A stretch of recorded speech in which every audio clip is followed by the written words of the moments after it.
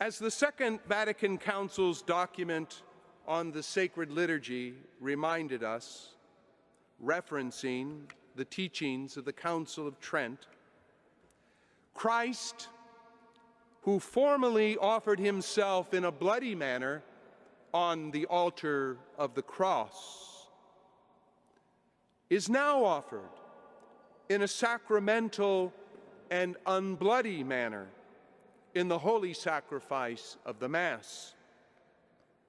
And his Holy Mother joins with us in this offering in the great communion of all the saints. As we gather here today in this magnificent basilica, one cannot help but notice the very large presence of young people who have come to participate in this Holy Mass. I have met a good number of you personally.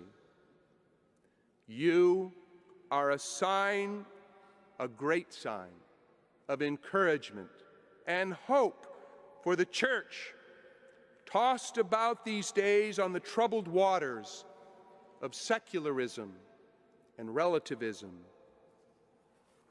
As they say, you get it.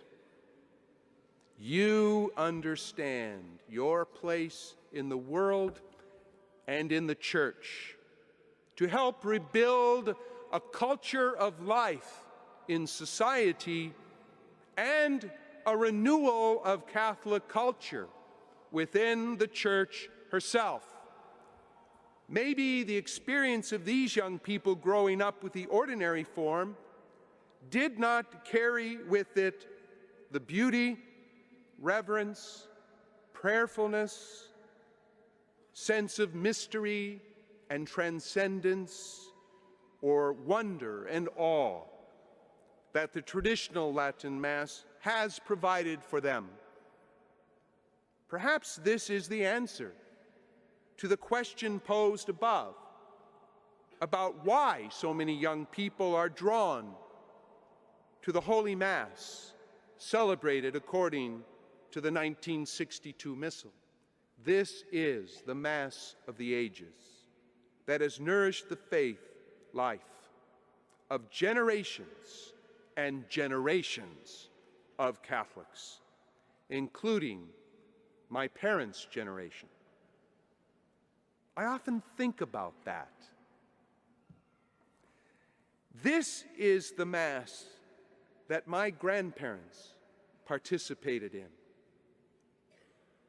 This is the Mass that nourished the faith and devotion of my mother growing up. God rest her soul.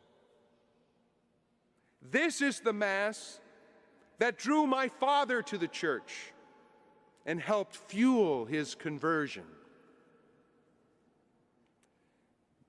This is the Mass that has produced saints. I believe one of the most important phrases in the letter of Pope Benedict XVI referenced above is this, quote, "There is no contradiction between the two editions of the Roman Missal. In the history of the liturgy, there is growth and progress, but no rupture. What earlier generations held as sacred remains sacred and great for us too, and it cannot be all of a sudden entirely forbidden or even considered harmful.